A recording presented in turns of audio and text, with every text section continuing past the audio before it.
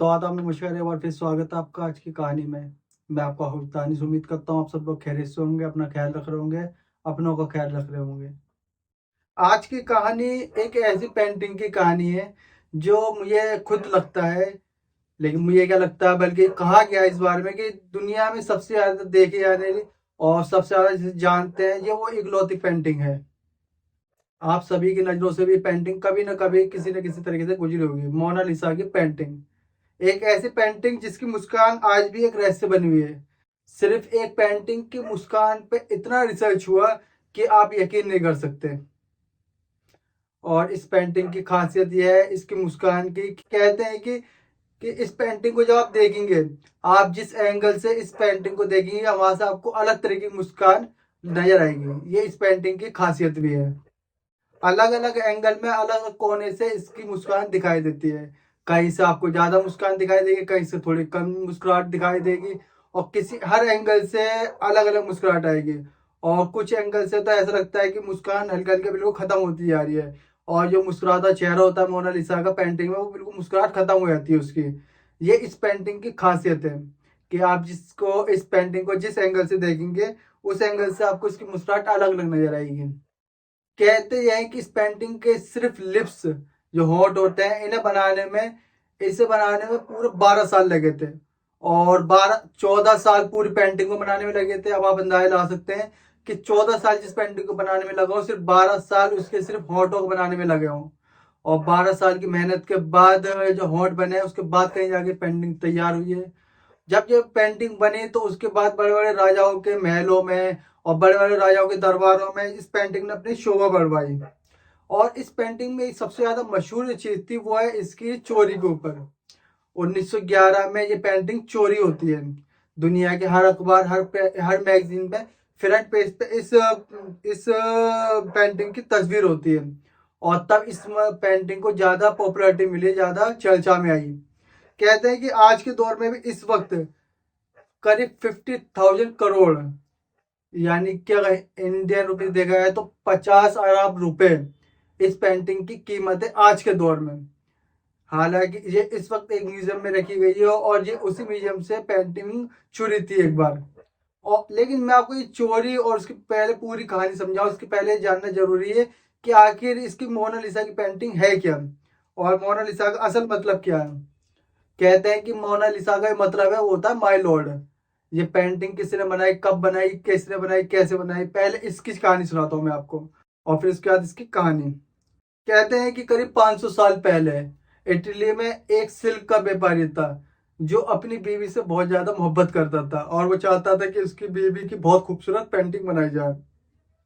और उस वक्त इटली में जो मोनालिसा का असली पेंटर है जिसने मोनालिसा की ओरिजिनल पेंटिंग बनाई है, उनका नाम था लियोनार्डो, जिन्होंने मोनालिसा की पेंटिंग बनाई थी। तो लियोनार्डो उस वक्त इतने मशहूर नहीं थे और अपनी एक जगह बनाने की कोशिश कर रहे थे, मतलब पेंटर की लाइन में एक अपनी जगह बनाने की कोशिश कर रहे थे। तो जो सिल्क का व्यापारी था, बिजनेसमैन था, उसने अपनी बीवी बनाने के लिए इसी शख्स के कांटेक्ट करा।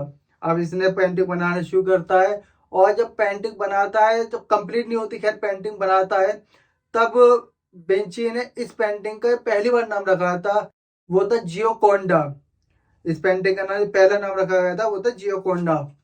धीरे धीरे पेंटिंग का नाम बदलते जाते हैं और आखिर में जो नाम इसका रखा है वो आप सब जानते हैं, मोनालिसा इसका आखिरी नाम पड़ा था।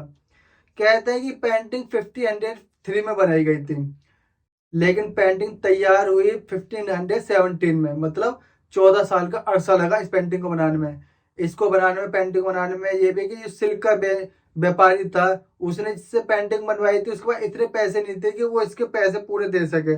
इसके लिए बाद में इस पेंटर ने इस तस्वीर को लेकर अपने साथ अब फ्रांस आया था लेकर। फ्रांस में धीरे धीरे वो मशहूर होता है और बहुत सारे उसके चेले शिष्य बनते हैं। तो विंची ने उसके बाद पेंटिंग उसके अपने शागिर्दों को देना शुरू कर दी। अब ये उसके बाद पेंटिंग धीरे धीरे धीरे धीरे फ्रांस के जो शाही महल होता है, जो राजा होते हैं उनके शाही दरबार में जाती है। इसके बाद राजा ने इसे महल में लगवाया, और जब फ्रांस की क्रांति होती है तो नेपोलियन ने इसे अपने फिर बेडरूम में लगवाया। और इन सब से होते होते आखिरकार मोनालिसा की पेंटिंग है, ये बाद में लुव्र म्यूजियम में रखी गई। जो मौजूदा वक्त में मौजूद है, जो फ्रांस में है इस वक्त। तो ये पेंटिंग की कहानी ये है कि किस तरीके से बनते बनते और फिर एक से दूसरे के पास जाते जाते एंड में म्यूजियम तक पहुंचती है। अब इसी म्यूजियम से इस पेंटिंग की चोरी होने की कहानी शुरू होती है।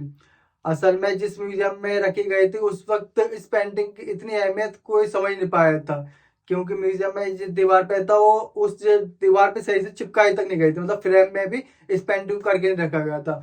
बस यूं छोड़ दिया था पेंटिंग को दीवार के ऊपर, और आसानी से कोई भी इस पेंटिंग को चुरा सकता था।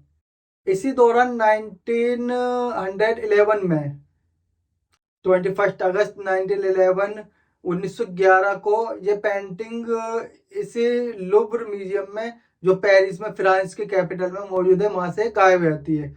लेकिन कमाल ये होता है कि जब पेंटिंग गायब होती है तो अगले 24 घंटे तक किसी को पता ही लगता है कि पेंटिंग म्यूजियम से 24 हो चुकी है। 24 घंटे बाद एक स्टूडेंट वहां पहुंचता है जो मोनालिसा की पेंटिंग को एक देखकर स्केच तैयार करना चाहता था, क्योंकि यहाँ पर मोनालिसा की पेंटिंग रखी गई थी। यहाँ पर वहां देखता पेंटिंग होती नहीं, दीवार खाली होती है। तो तब वो म्यूजियम के जो ऑफिसर होते हैं, ऑफिशियली लोग, उन्हें बताता है कि पेंटिंग कहाँ है। और तब लोगों को जाके पता लगता है, म्यूजियम के लोगों को, कि बाकी में पेंटिंग गायब हो चुकी है, पेंटिंग अपनी जगह पर मौजूद नहीं है। उसके बाद फिर हल्का मस्ती है पूरे म्यूजियम में। और जब धीरे धीरे बात फैलती है कि पेंटिंग है नहीं, पेंटिंग चोरी हो गई है, और जब ये खबर फैलती है तो ना सिर्फ पेरिस बल्कि पूरी दुनिया में मोनालिसा की इस पेंटिंग की चोरी होने की खबर फैल जाती है, हर अखबार के पहले पन्ने पर आ जाती है, पूरी दुनिया में हाईलाइट हो चुकी थी। और उसके बाद कई दिनों तक इसी को लेकर बातचीत होती रहती है, तलाश शुरू होती है, लेकिन चोर कहीं नहीं मिलते। इस पेंटिंग के चोरी करने वाले पूरे पेरिस में हर जगह ने ढूंढा जाता है कि कहीं से मिल जाए, लेकिन चोर कहीं नहीं मिलते हैं।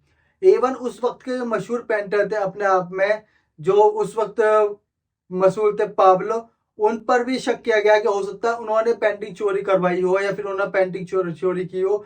और पिकासो पे इस चीज का इल्जाम लगा, ना कि शक के घेरे में था, बल्कि उनसे पूरी तहकीकात भी की गई। लेकिन बाद में पता चलता है कि पिकासो का इसमें कोई रोल नहीं था। इसी तरीके से कुछ और चोरों के बारे में पता किया गया, उनके बारे में हो सकता है कि उन्होंने चुराई हो।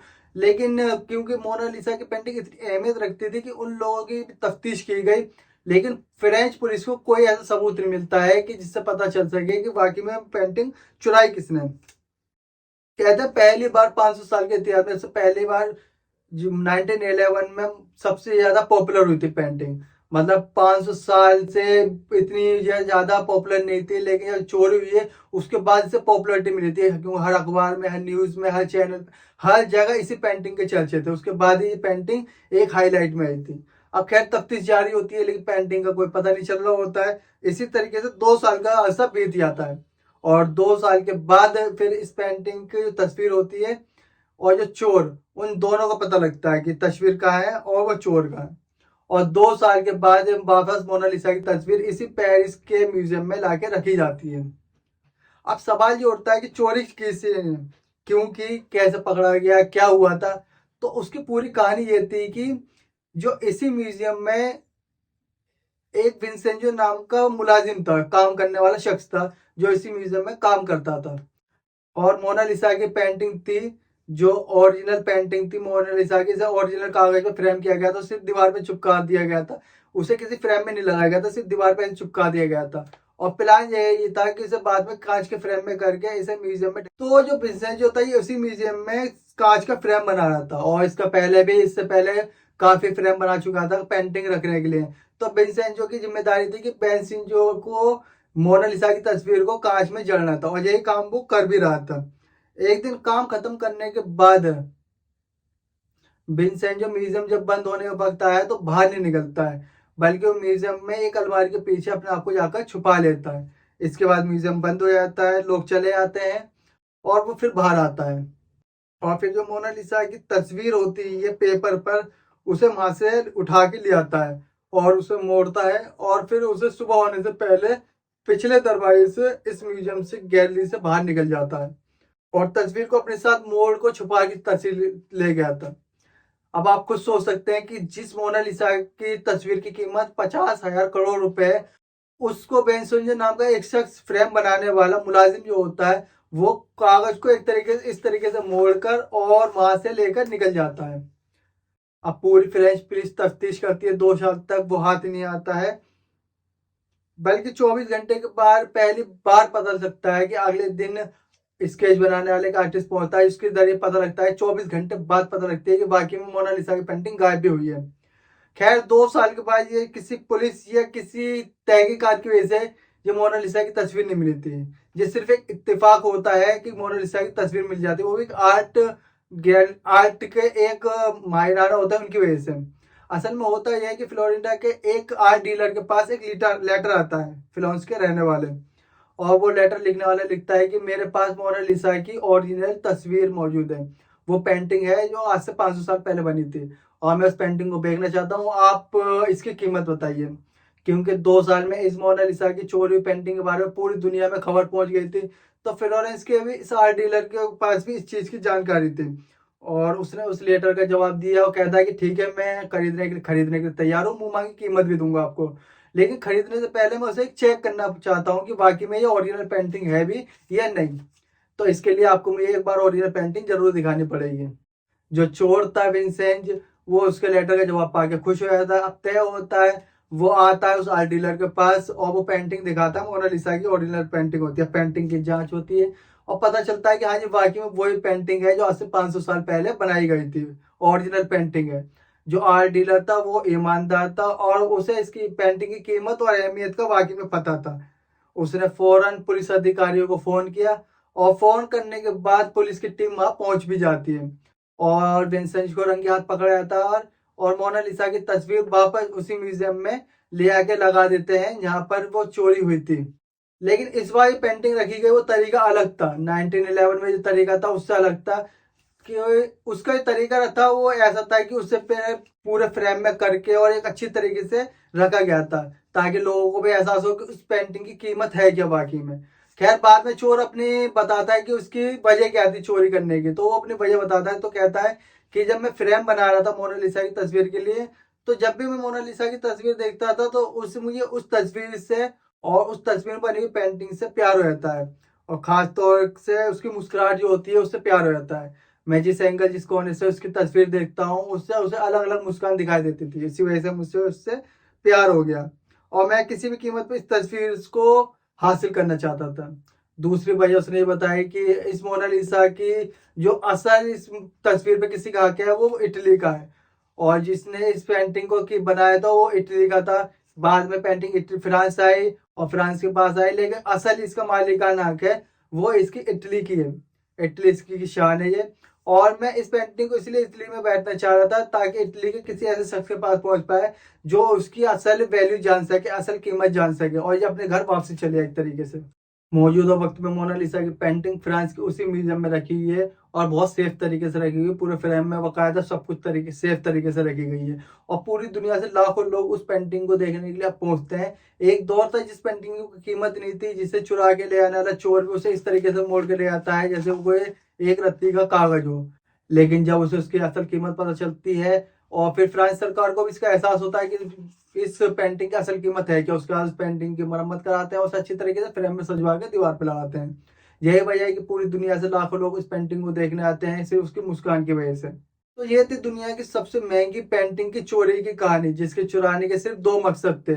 एक एक उससे प्यार हो जाता है, दूसरा वो इसे इटली के धरोहर समझता था, इटली वापसी लेके आना चाहता था। और कमाल यह है कि मोनालिसा की इस पेंटिंग के लिए दूसरे जो पिकासो होते हैं, सबसे बड़ा पेंटर, उन तक पर शक किया गया था, लेकिन फिर उन्हें बाद में चार्जशीट मिल जाती है, उन्हें इस शक के दायरे से बाहर किया जाता है क्योंकि चोर कोई और निकला।